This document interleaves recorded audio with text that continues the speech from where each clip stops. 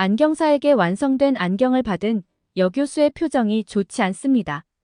결국 여교수는 안경사에게 불만을 얘기하고 안경사는 당황해서 어쩔 줄을 몰라 합니다.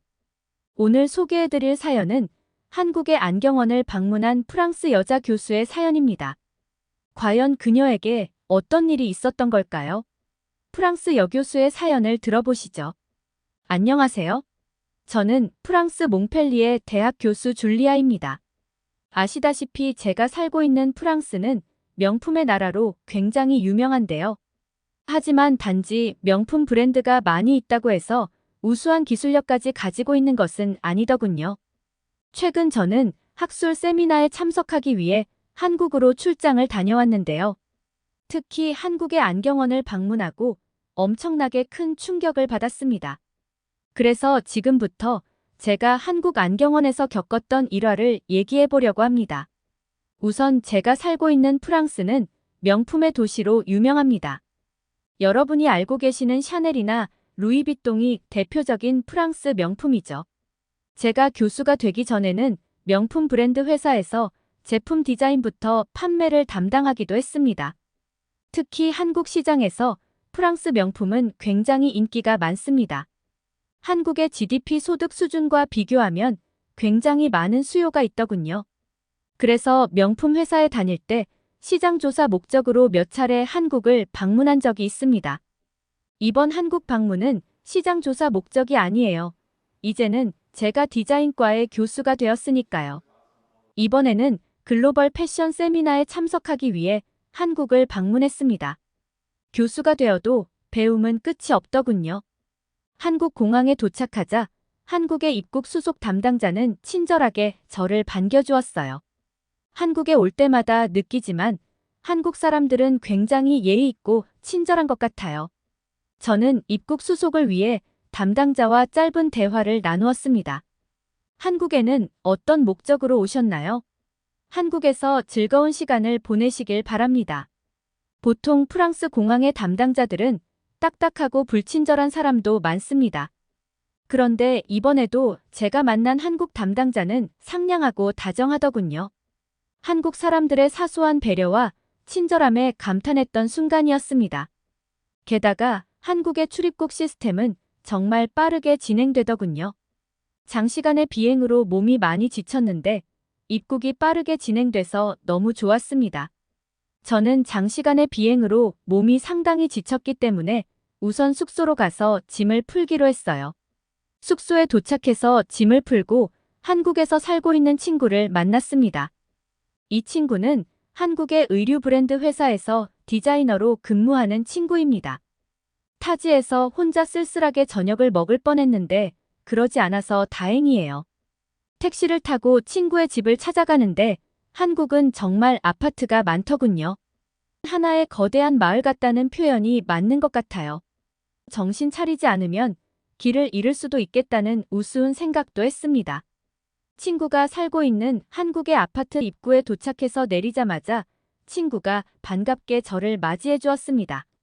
제 친구는 한국인 남편과 국제 결혼을 하였는데요. 제 친구와 친구의 남편은 한국의 의류 디자인 회사를 다니다 결혼까지 성공했습니다. 그래서 내일 열리는 패션 세미나에 이 친구도 같이 참여합니다. 저는 친구 집에서 정말 맛있는 저녁 식사를 하고 소화도 시킬 겸 잠시 산책을 나갔습니다. 선선한 밤거리를 산책하는데 정말 깜짝 놀랐습니다. 집 주변에 마트나 병원 같은 시설이 너무나 잘 되어 있더라고요. 심지어 저녁 9시가 넘은 시간이었는데 불이 켜진 가게들이 많았습니다. 게다가 많은 사람들이 활기차게 밤거리를 돌아다니고 있었어요. 문득 궁금증이 생긴 저는 친구에게 물었습니다. 아니, 한국 사람들은 저녁에 이렇게 돌아다녀도 괜찮은 거야? 친구는 치안이 정말 굉장히 좋기 때문에 걱정할 필요가 없다고 얘기해 주었습니다. 프랑스도 치안이 나쁘진 않지만 이렇게 밤에 모든 가게에 불이 켜지진 않거든요. 제 친구는 한국은 24시간 운영되는 편의점과 약국이 있어서 늦은 저녁에도 걱정이 없다고 말했습니다. 한국의 이런 문화가 프랑스에도 정착되면 좋겠다는 생각이 들었습니다. 그렇게 저희는 밤 산책을 마치고 돌아오는 길에 편의점에 들렀습니다. 한국 편의점에는 없는 게 없더군요. 심지어 일회용 렌즈도 있었습니다. 저는 눈이 좋지 않은 편이라 주로 안경과 렌즈를 사용하는데요. 학생들에게 강의를 하거나 세미나에 참석할 때는 안경을 끼는 편입니다. 안경을 착용하면 약간 사람이 지적인 느낌을 주곤 하잖아요. 물론 안경보다는 훨씬 렌즈가 편하긴 해요. 렌즈를 사용해 볼까 잠시 고민도 했지만 지적인 이미지를 지키기 위해 다시 내려놓았습니다. 제가 렌즈 구입을 고민하고 있던 중에 친구는 집에서 간단히 먹을 맥주와 과자를 계산하고 있었어요. 한국은 계산도 얼마나 빨리 하는지 핸드폰을 잠시 갖다 대자 금방 결제가 되었습니다. 역시 한국은 뭐든지 빠르고 신속하게 처리하는 문화가 발달한 것 같아요. 그렇게 친구와 집으로 돌아와 맥주를 마시고 밤새 수다를 떨며 잠에 들었습니다. 다음 날 아침, 저와 친구는 패션 세미나가 열리는 장소로 이동하기 위해 집을 나섰습니다. 그런데 어제 오랜만에 너무 술을 마셨는지 술이 덜 깬 것 같았습니다. 저는 택시를 타고 이동하면서 잠깐 눈 좀 붙여야겠다고 생각을 했어요. 그렇게 친구와 택시를 기다리고 있었는데 큰 문제가 생기고 말았습니다. 택시를 기다리며 잠깐 서 있었는데 잠깐 어지러워서 넘어지고 말았어요. 제 친구는 화들짝 놀라며 저를 일으켜 주었습니다. 다행히 발목이 다치거나 머리를 부딪히지 않았어요. 문제는 그게 아니었습니다. 제가 넘어지면서 안경이 땅에 떨어졌는데 하필 그걸 제가 밟아버렸지 뭐예요. 안경 렌즈도 박살나고 안경 다리도 부서졌습니다. 비싼 명품 안경이라서 속상하기도 했지만 문제는 그게 아니었어요. 세미나에 참석해서 발표를 해야 하는데 안경이 부서졌으니까요. 뭔가 사람마다 심리적으로 안정이 되는 물건이 있곤 하잖아요. 저에게는 안경이 그런 자신감을 주는 물건입니다. 뭔가 안경만 걸쳤을 뿐인데 가면을 쓴 기분이라고나 할까요? 그래서 청중들에게 조금 더 자신 있게 발표를 할 수 있는 용기가 생기곤 했습니다. 이렇게나 저에게 안경이 중요한데 박살이 나버린 거죠. 친구는 어쩔 줄 모르고 당황하는 저에게 한마디를 했습니다. 한국은 10분이면 안경을 다시 맞출 수 있어. 저는 도저히 이해가 되지를 않았습니다. 프랑스에서는 안경을 맞추려면 며칠은 기다려야 하거든요. 그런데 한국은 고작 10분이면 시력을 검사하고 안경을 맞춘다니 어이가 없었습니다. 솔직히 저는 친구가 저를 안심시키려고 하는 말이라고 생각했어요. 발표까지 고작 1시간밖에 남지 않았으니까요. 그렇게 친구와 택시를 타고 세미나 장소 근처에 있는 한 안경점에 도착했는데요. 저는 안경원에 들어가자마자 깜짝 놀라고 말았습니다. 안경원의 인테리어가 굉장히 깔끔하고 심지어 안경테가 굉장히 저렴했거든요. 게다가 안경원에서 빠르게 시력 검사를 할 수 있다는 사실이 너무나 놀라웠습니다. 프랑스의 검안 기술은 세계 최고 수준이지만 검사를 받기까지 시간이 너무 오래 걸리거든요. 그런데 한국은 안경원에서 시력 검사를 이렇게나 빨리 할 수 있다니 너무 놀라웠습니다. 저는 나이가 지긋하신 한국 안경사님을 따라가 시력을 측정했습니다. 시력을 측정하는 기계들도 굉장히 좋은 기계들을 사용하고 있는 것 같았어요. 안경사님은 제가 나이에 비해 시력이 좋다고 말해주셨습니다. 칭찬을 듣고 나니 아침부터 좋지 않았던 기분이 갑자기 좋아지더군요. 그리고는 한국의 안경사님이 제게 다시 물으셨습니다. 시력이 나쁘지 않으신데 왜 안경을 맞추려 하세요? 저는 안경을 쓰면 자신감이 생기고 지적인 이미지를 주기 위해서라고 말씀드렸어요. 그랬더니 안경사님은 잠시 고민을 하시다가 자기를 따라오라고 하셨습니다. 저에게 딱 알맞은 안경이 있다고 하시더군요.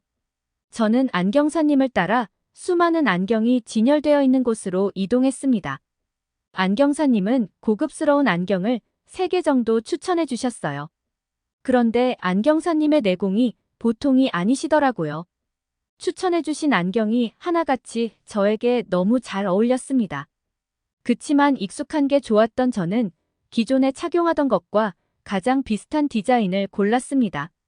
안경사님은 이번엔 안경에 렌즈를 맞추자고 하셨습니다.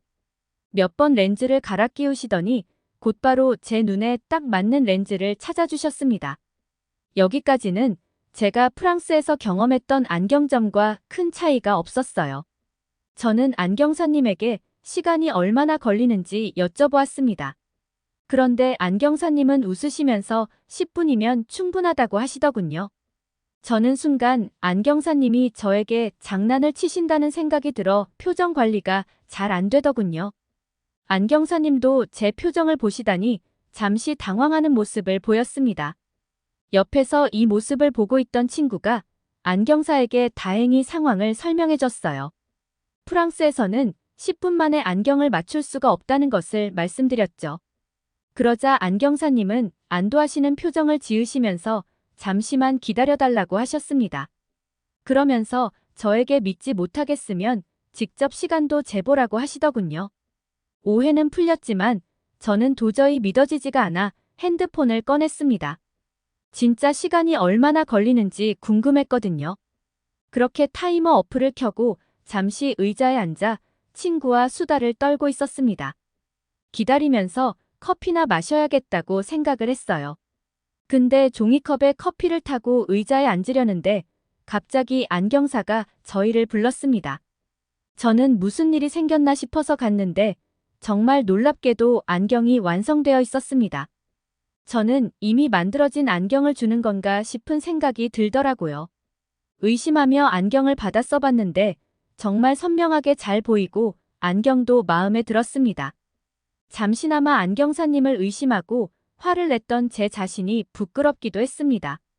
안경사님은 안경을 사용하다 불편한 점이 있으면 언제든 방문하라고 말씀하시더군요.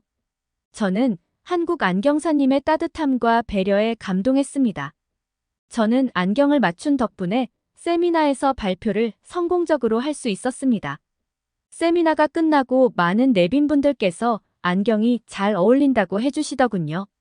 그렇게 한국에서 친구와 시간도 보내고 세미나도 참석하다 보니 어느덧 다시 돌아가는 날이 되었습니다. 한국에서의 일정을 마치고 프랑스로 돌아가는 비행기에서 많은 생각이 들었습니다.